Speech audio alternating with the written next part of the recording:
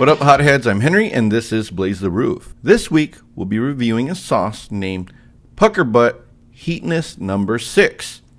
The reason it's called Heatonist number 6 is because it is the 6th anniversary sauce for the Heatonist. Every year, a certain maker will create a new sauce specifically for the Heatonist that's kind of unusual, and this one is no exception. The founder, or the maker of this, is Puckerbutt, which was founded by Smoking Ed Curry, the godfather of the Carolina Reaper. The city it's out of is Fort Mills, South Carolina, which is pretty close to Charlotte, but on the South Carolina side of the border. Famous people we won't get into because Puckerbutt we did maybe 8 or 10 weeks ago, so I don't really feel like getting into it. Now let's look at the packaging. So these Heatonist ones always have a very fancy motif. This one decided to go with black with gold foil. See, it's got I guess some of the ingredients. So it's got the nice arch, which has some type of vegetation or plants. You got some other items over here. And I guess that's supposed to be maybe this represents, because on the label it says gooseberry, sumac, and gentian root. Or gentian, I don't know how to pronounce it. But right on here, it does say, celebrating 6 years of friendship. It was at our Brooklyn Tasting Room's grand opening party that Heatonist founder Noam Chainberg and Puckerbutt Pepper Company's Smoking Ed Curry first met, sparking the fires of brotherhood that burn to this day and beyond. Born in a year of upheaval, this sauce embodies the times with bitter and sweet flavors, meaning to create a symphony of tastes that transport you to another realm of spice. See you on the other side, cowboy. It's bitter and sweet, very much like me. Okay, maybe not so sweet, but... So the ingredients in this, and there's some interesting ones. It doesn't have one of my most favorite peppers, which is the chile de árbol. So apple cider vinegar, plum, gooseberry, goji berry, smoked shallots, as Gordon Ramsay would say, smoked garlic, sumac, coriander, cinnamon, cardamom, kosher salt, gentian root. There are a few smoked items in here, so I assume that this is going to be slightly sweet, slightly smoky, and I guess some of these other items are bitter. So the ingredient that I'd like to talk about here is cardamom. No, that's not what you do whenever MILFs go out partying without their kids. Cardamom is a spice. So it belongs to the same family with ginger and turmeric. It is one of the oldest spices, having been around for over 4,000 years. It's called the doctor of spices due to the fact that it allegedly has very many medicinal purposes to it. And cardamom accounts for 3% of all of the spice trade in the world. It's heavily used in Indian culture as well, Indian food. Before we get any further though, let's hear from this week's sponsor. Have you ever had trouble getting it up, or maybe just keeping it up during sex? Well, here at Fluffer, we take a hands-on approach to get you going. Just pull up the app and our Fluffer manipulation engineer will pull up to your domicile and help you rise to the occasion.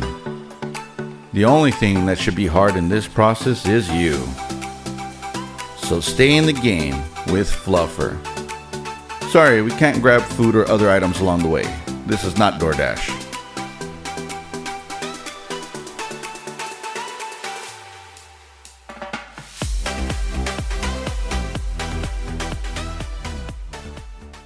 Now for the moment of truth.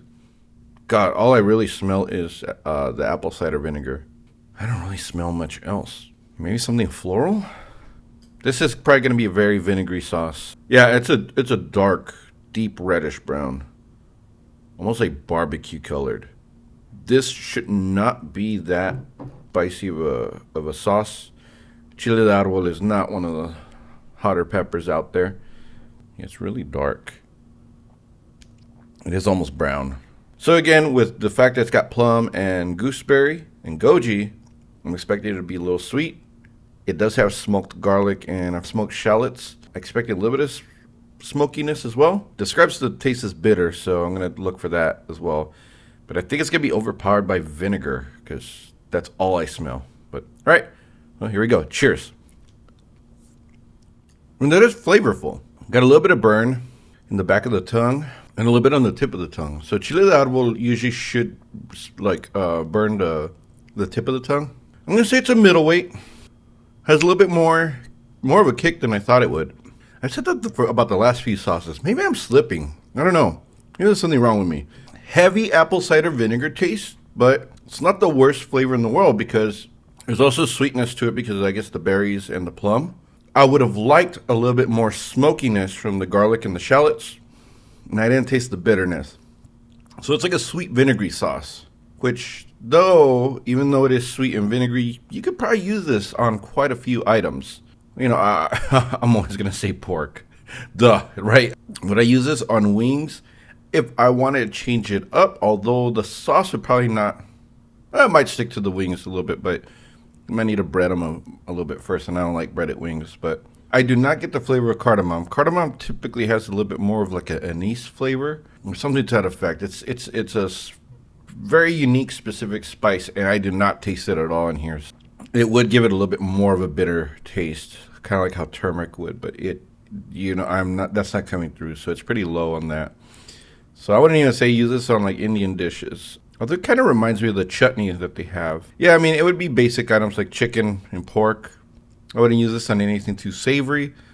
If you want to jazz up some vegetables or fruits, definitely do that, but yeah, this is not something I would use on morning breakfast, nothing like that. Yeah, it'd be pretty limited. Not on tacos, nothing like that. So, yeah, would I buy this sauce? No. Heatonist throughout the years have had really great sauces. Their Dawson's Heatonist number 1 was fucking incredible. The number 5 was really incredible from Marshall's hot sauce. Yeah, this one is okay. It's just a hold. This is interesting, but not my favorite combination, to be honest. But I don't know. It's not my flavor profile that I prefer.